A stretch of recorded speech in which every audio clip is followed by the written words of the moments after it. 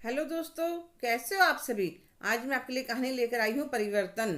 आज शिवानी के देवर अंकुर की शादी थी। घर में बहुत चहल पहल थी। शिवानी ने अंकुर को अपने बेटे की तरह पाला था। जब वह 15 साल का था, उसकी सासू माँ संसार को अलविदा कह गई। ससुर जी पहले ही ना थे। शिवानी की शादी को 7 महीने ही हुए थे। फिर भी उसने बड़ी समझदारी से घर, पति अशोक, देवर अंकुर को संभाल लिया था। उसकी पढ़ाई लिखाई का खूब ध्यान रखती थी।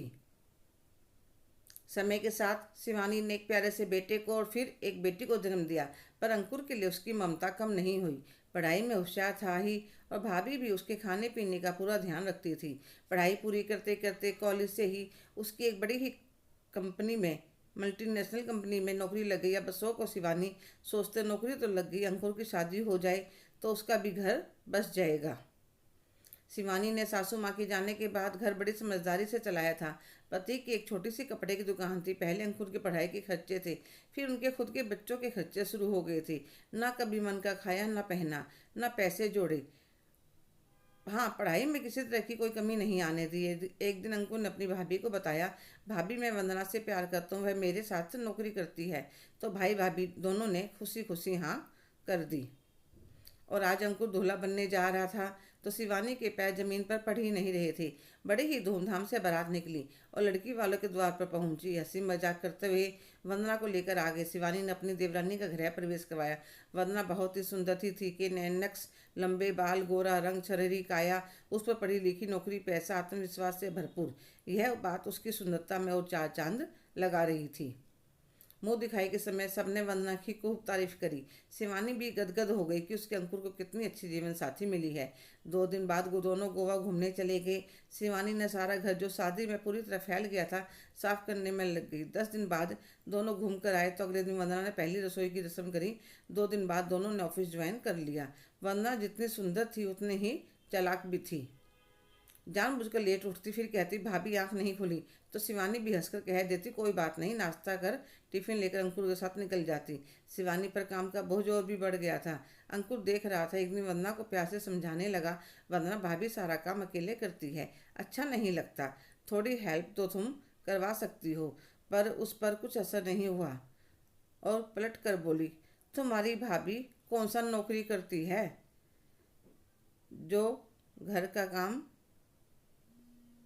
भी नहीं कर सकती। घर में काम ही कितना होता है। अब अंकुर क्या कहता, लड़ाई झगड़ा तेज बोलना उसे पसंद नहीं था। धीरे धीरे समय के साथ वंदना ने अपनी सैलरी तो कभी घर के खर्चे में दी ही नहीं, अब अंकुर को भी थोड़ा बहुत मुश्किल से देने देती। शिवानी बहुत परेशान हो गई थी, घर का खर्च कैसे चलाए।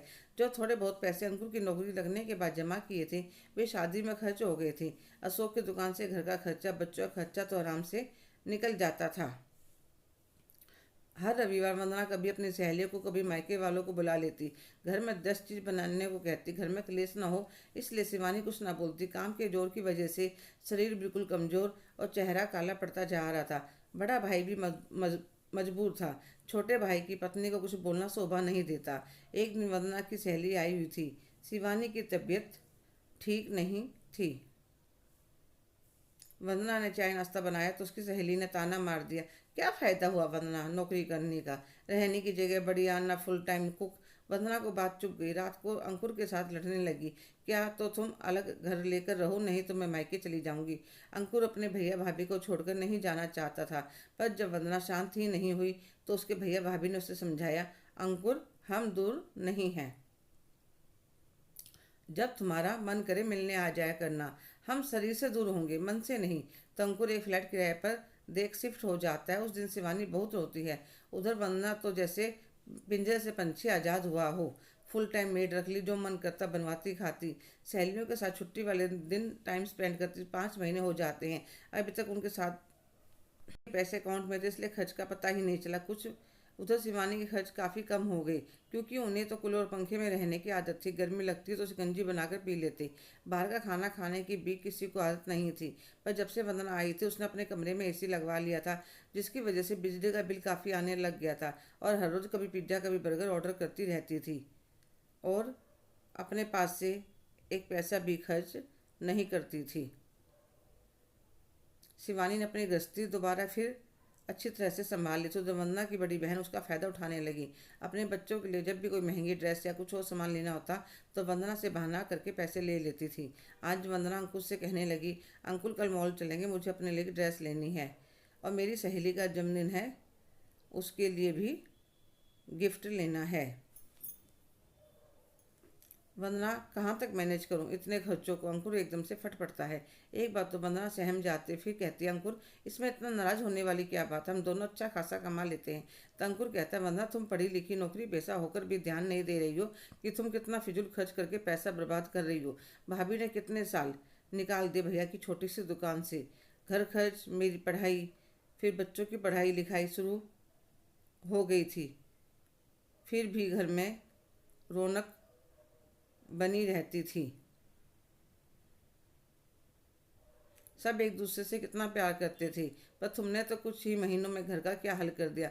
हम दोनों दो ही तो हैं, फिर भी तुम कभी मॉल, कभी सहेलियों के साथ मूवी, मेड के हाथ का बना खाना खाकर परेशान हो गया हूँ। ना कुछ सेविंग कर पाता हूँ, कुछ तो सोच समझ कर करा करो। वरना अभी हमें अपना घर बनाना है, कल को बच्चे होंगे, उनका एक सुरक्षित भविष्य देना है। तो वंदना अंकुर के हाथ में हाथ लेकर कहती है, आइंदा मैं तुम्हें शिकायत का मौका नहीं दूंगी। अगले दिन वह शिवानी के पास जाती है और उनसे माफ़ी मांगती है, भाभी मैं एक बार फिर से आप सबके साथ रहना चाहती हूँ। तो शिवानी कहते, कोई बात नहीं वंदना, मुझे तुमसे कोई शिकायत नहीं है, पर मैं चाहती हूँ तुम 2-4 महीने अपना घर अब समझदारी से संभाल कर देखो। तुम्हें कुछ सलाह लेनी हो तो ले लेना, पर ऐसे आओगी तो सब तुम्हारा मजाक बन जाएगा। मैं नहीं चाहती कोई मेरी छोटी बहन का मजाक बनाए। वंदना उनकी बात मान लेती है। अब वह बड़ी समझदारी से घर और नौकरी करने लगती है। सहेलियों से ज़्यादा मिलना जुलना बंद कर दिया। एक दिन बड़ी बहन उसके बच्चों के साथ मॉल में कुछ घर का जरूरी सामान लेने जाती है तो बहन का बेटा काफ़ी महंगे खिलौने की जिद करने लगता है। तो बहन कहती है, मेरे बजट के बाहर की बात है, तेरी मौसी से कह दे। तो वंदना कहती है, दीदी मुझे भी अंकुर खर्च के हिसाब के पैसे देते हैं। जो बच्चा जिद में रोने लगता था, माँ के एक इशारे पर चुप हो जाता। वंदना का मन खट्टा हो जाता है कि जिन्हें अपना समझा, अपने और अपने पति की मेहनत की कमाई खर्च करे वे कितने मतलबी हैं।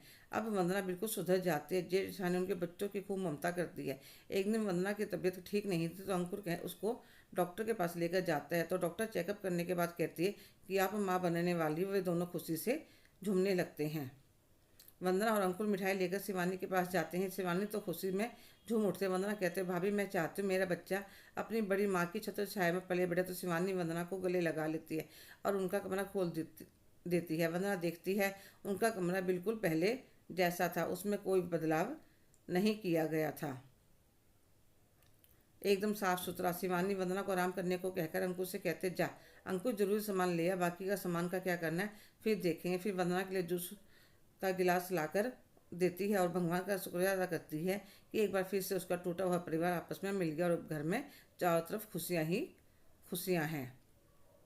हेलो दोस्तों, कैसे हो आप सभी? आज की कहानी आपको कैसी लगी कमेंट करके ज़रूर बताइएगा। अगर आप मेरे चैनल पर नए हैं तो प्लीज़ लाइक, शेयर, सब्सक्राइब करना ना भूलें। धन्यवाद।